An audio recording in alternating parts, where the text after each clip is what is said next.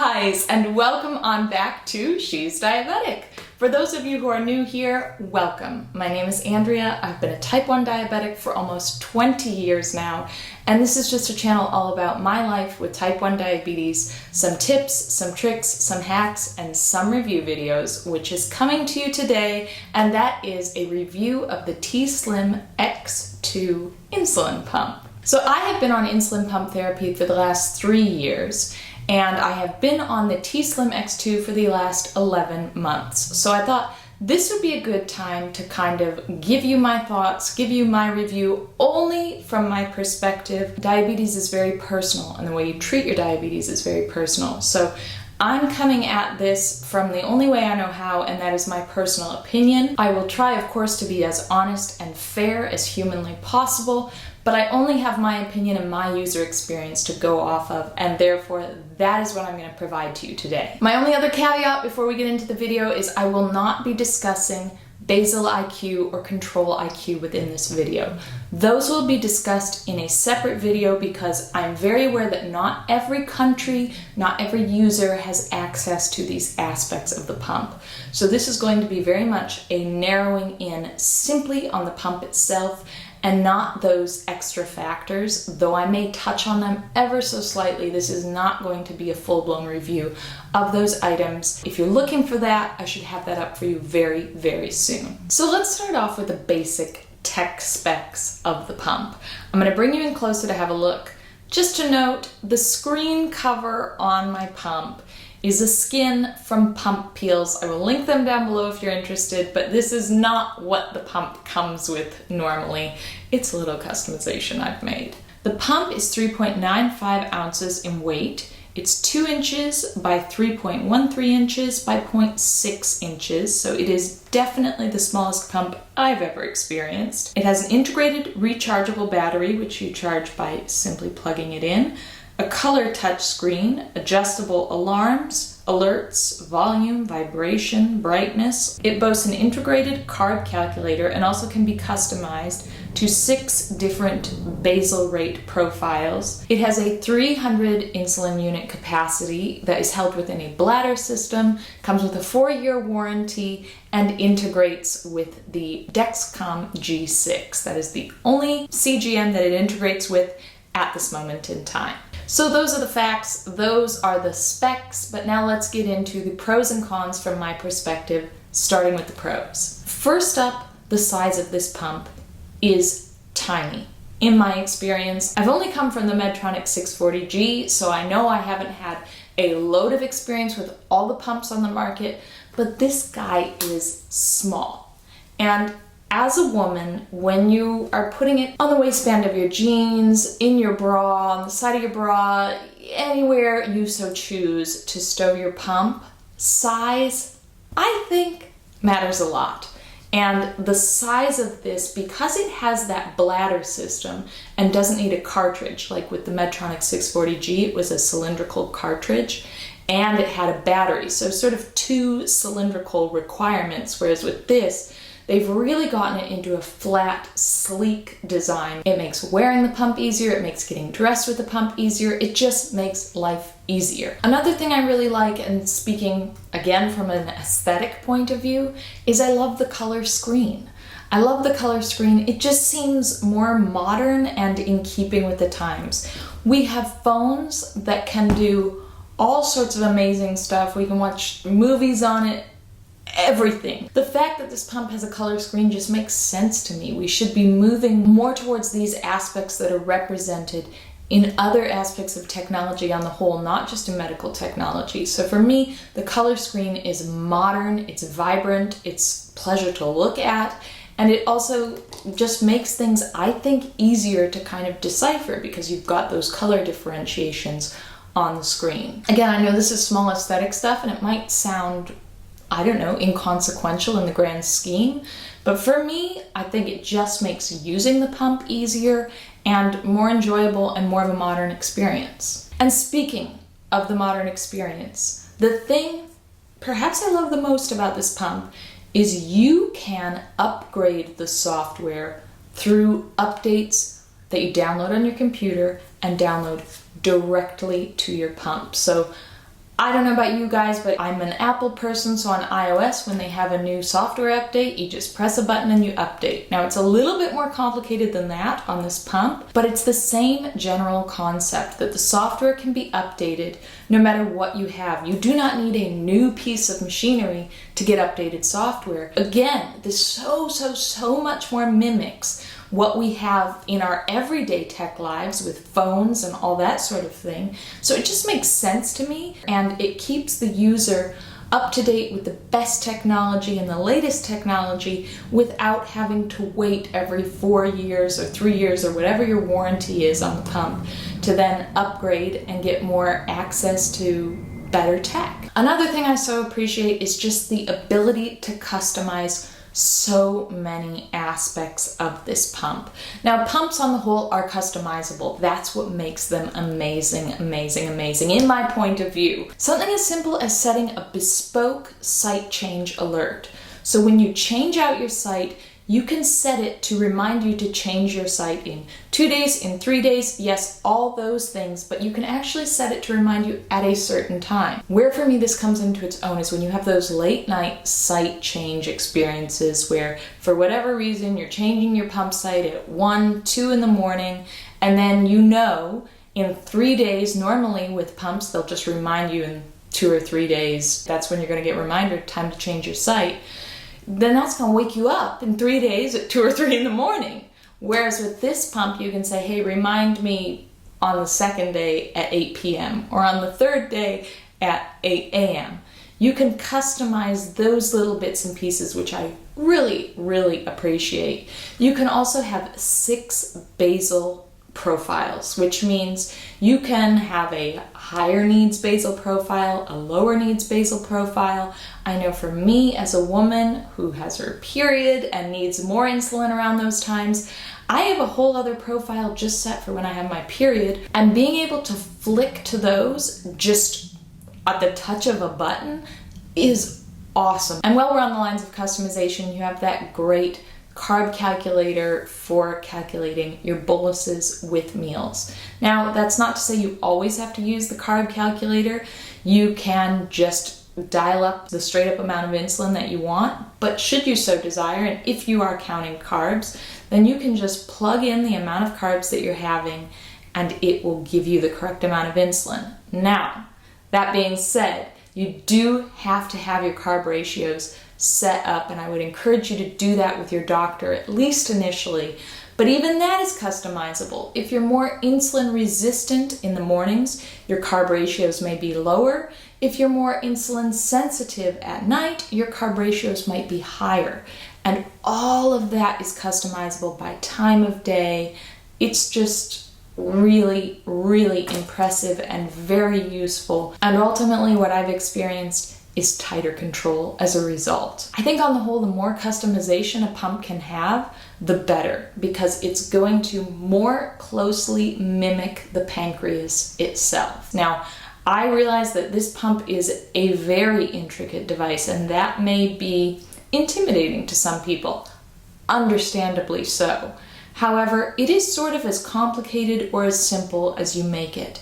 And were you to go on this pump, for example, I would hope that you would have a good chunk of time with your doctor to get all those things worked out and to continue to kind of customize those things along the way as your needs change, as you realize more about your insulin needs and your doctor has more insights into that. And not that this replaces a doctor at all, but were you to have issues with your pump in between seeing your doctor or your healthcare professional, your nutritionist, your endocrinologist, whoever you go to for your insulin pump needs, well, my goodness, their customer service team is awesome. I've called them a couple times on a few different matters, and they've just been a dream. I can't say enough good things about them.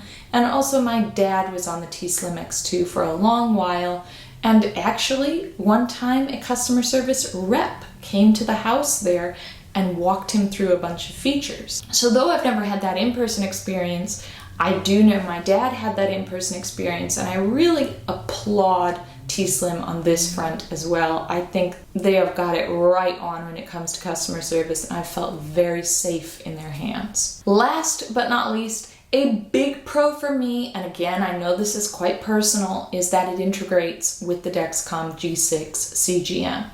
So if you are on the Dexcom G6 CGM, you can actually hook it up to your pump and see your numbers on there, and then you can get into Control IQ and Basal IQ, which are all features, again, as I said, I will discuss in another video, but they're all ways to semi-automate giving insulin and reducing insulin when you're running low, according to the information that your Dexcom G6 is feeding to the pump. I am a huge Dexcom advocate, and so a pump that plays well with the Dexcom and integrates with the Dexcom is the dream for me. I think it's the finest CGM on the market, and therefore, if a pump can communicate with my Dexcom, I'm really happy. So those are the pros. What could possibly be the cons? Well, there are a few. First of all, the pump does not come with any belt clip whatsoever. I was very used to having a clip on my Medtronic 640G that I could easily clip onto the waistband of my jeans, etc., etc.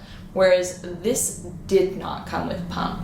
So I took to the internet and I found an adhesive stick-on clip that I bought myself on Amazon, which I will link down below. But that was an extra step that I wasn't exactly prepared to have to do, and I actually don't know what I would do without it. Perhaps just because I had it on the Medtronic 640G, I've grown accustomed to a clip, but I don't know what I would do without this clip, and I wish they had their own. However, this clip that I've bought on Amazon, as you can see, it is a very, very, very low profile. So that keeps the pump really, really still in that smaller, thinner profile. So I understand, but it's a con in my book, it's something I had to externally buy to customize the pump to my likings, whereas I think a belt clip on the whole is something that most people would want, but it could be mistaken. Next up, this pump has a very, very, very sticky and persnickety top button. That top button is the only physical button on the pump, and when you press it, I mean, I'll show you a couple, well, and now of course it's done it the first time, but I've had to press it twice there to turn it off. There, if you could see that, I pressed it very hard and it did not wake the screen up. Press it again, it's worked. Now, is this the end of the world? Absolutely not. And I do believe it is a safety feature. I spoke to Tandem about this. I said, look, I'm like really having trouble getting this thing to wake up sometimes. Sometimes I need to press that top button 2 and 3 times. And they sort of implicated that yes, that was part of the safety feature, so as to make sure you don't wake the pump up accidentally and do anything you don't mean to do. So if that is the case, I understand it, but it's annoying. It's not an extremely nice tactile feedback you get from that top button, so it's not very satisfying in terms of actually pressing it. And then when it doesn't wake up and you're not sure if you've pressed it fully and then you're pressing it harder and harder and harder, it's annoying. Is it a deal breaker? Gosh, no, certainly not. But it is definitely an ongoing little annoyance I have with the device. And speaking of safety and getting into the device, there are a lot of confirmation steps you have to make before you can actually get in and bolus or make adjustments or anything like that, before you can communicate yourself with the pump. So you've got to press the top button, which may or may not work on the first time. Then you've got to do a 1, 2, 3 sequence where you press the numbers 1, 2, 3 in sequence, and then that wakes up the pump and you can go from there. Once you're into the pump, to initiate a bolus or something like that, there's like 2 or 3 confirmation steps that you need to initiate in order to get anything going. And my guess is, I'm not a scientist, but my guess is these confirmation steps, the more that you have, the less likely errors are to occur, and they've probably worked out how many confirmation steps are required to really properly secure this thing and make sure, for example, you're not bolusing when you don't mean to be and ending up taking a whole load of insulin you don't mean to take. Next up, I'm going to mention 2 cons that aren't particularly issues for me, but they are things I've heard others talk about and somewhat complain about, and I totally understand what they mean, though they don't really bother me that much. First up is this connector. As you can see, there is this connector that connects your infusion set to the pump itself, and thus the bladder system and the cartridge that slots in here. Now, on most pumps, this is one small tube through and through. The piece is continuous and it does not have any chunky little connector piece. However, not the case for the T-Slim. It's not something that bothers me, but other people have commented that it will get stuck on things or is just a little bit cumbersome when it's attached to your waistband of your jeans or pants or whatever. So I thought I'd mention it. It's not something that I've had a particular issue with. I've never had an issue with getting it caught, but it is something to note. Another potential con is that you do have to plug this pump in to charge. Now again, not something that's bothered me, but people have complained that, gosh, you've got to be tethered to a charging point for like, an hour or so, however long it takes to charge. That's about what I've experienced. And you've just got to sit there while it charges. Now, some people charge when they're on their way to work. They have a car phone charger that they plug it into, something like that. A lot of people also like to charge it when they're in the shower or an event where you might not have your pump attached to you. I have personally found, and I'm going to drop a little hack here, a bit of a workaround, and that is an external charging port. So this is a battery pack that you charge up. You can use it to charge your phone or whatever. And that's what I actually had it from, was to charge my phone. But I just bought a charging cord that works with the insulin pump, and therefore I put it in my pocket with the pump, charge it up, ready to go. I'm not tethered to anything and I'm just moving about my day. That has been one of the greatest hacks for me. I'm not a person that likes to sit still, so where I have to be tethered to a charging point every couple of days for an hour, that would bug me. But the external charging battery, not a problem. And last, but certainly not least, the most annoying aspect with this pump is the occlusion alarms. This pump loves an occlusion alarm. It loves to throw out an occlusion alarm saying there's an occlusion in the tubing, change your site and your set and everything immediately. Now, that is just annoying. And this is not advisable by any stretch, but oftentimes I was getting those so often, like, 1 a week, 2 a week, that type of thing, that I was like, I'm just going to ignore this and say resume insulin and see if it works. And indeed, it does. 9.5 times out of 10, I'd say, if I just resume the insulin as if I've fixed the issue that they wanted me to fix, the phantom issue that doesn't seem to be an issue, then I just resume the insulin and it carries on as normal and I don't have any issue at all with my site. I don't know if this has something to do with being connected to the Dexcom G6 and if it sees irregular readings or irregular behaviors, it just throws out an occlusion alarm and wants you to change your whole thing. But for me, if I just circumvent that alarm, pretend like, everything's fine and resume, it's absolutely fine. Now, I'm not a doctor. This is probably not advisable, but at the same time, like, insulin pump supplies are expensive. And I don't want to continually have to change them out unless I absolutely need to. And if my blood sugar's doing fine, and if I feel fine, and all of that good stuff, I don't see the reason why these occlusion alarms are happening so regularly. So because I've just straight up started to ignore these alarms, I've been able to circumvent that issue, though it is annoying to say resume insulin like once a week when I have these random alarms. But it's not as annoying as if I were to go through the whole process of changing out the site. Again, not advisable, but what I found. And I lied when I said last but not least, I have one more issue which I think is very significant with this pump, and that is insulin wastage. I believe the bladder system, the priming system, the way you have to pull air out of the bladder system and then remove it out of the syringe whilst the insulin is there and everything like that. This all has to do with the infusion set changing and loading of the pump, which I'm not really covering in this video, but it's an intricate process. And for me, there is a lot of insulin wastage within this process. And because it's a bladder system in there, I don't think you get the full amount of insulin that you put in out of it. And with the price of insulin these days, this is, in my mind, a huge, huge issue.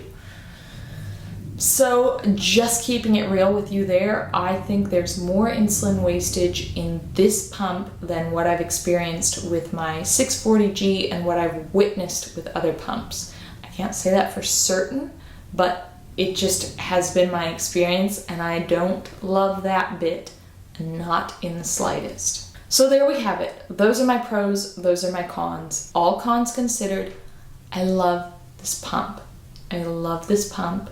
I love this pump. I love this pump. It's sleek, it's small, it's modern, it's easy to use, it's relatively easy to interact with once you get through all those confirmation steps, which can be a lot, but it's just an awesome, awesome pump.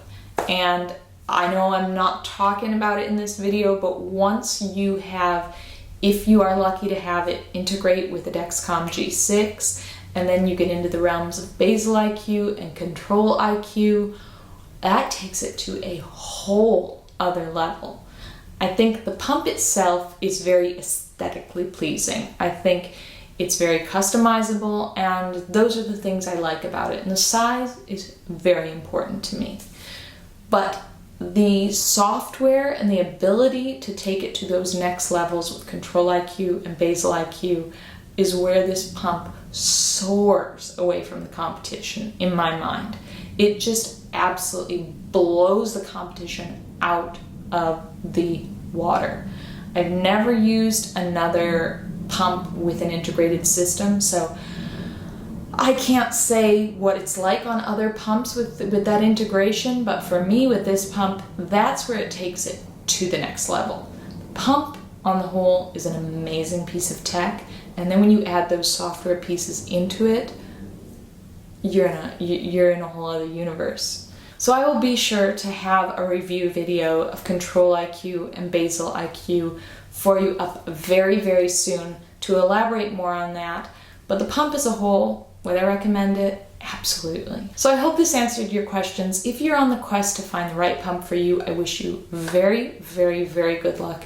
It's a very personal decision, and these pros and cons are just from my perspective, but I've tried to kind of represent as most fully as possible each aspect of the pump. If there's something I've missed out or something you're curious about, please don't hesitate to ask me down below in the comments section. I'm pretty darn active down there, and will try my very, very best to get back to you as soon as possible. And with that being said, I wish you a wonderful day wherever you are in this world. Great blood sugars, straight CGM lines, all the rest of it, and best of luck finding the pump that works best for you or your loved one. But most of all, and most importantly, I wish you a happy, healthy mind with it all. Thank you guys so much for watching, and I'll see you next time.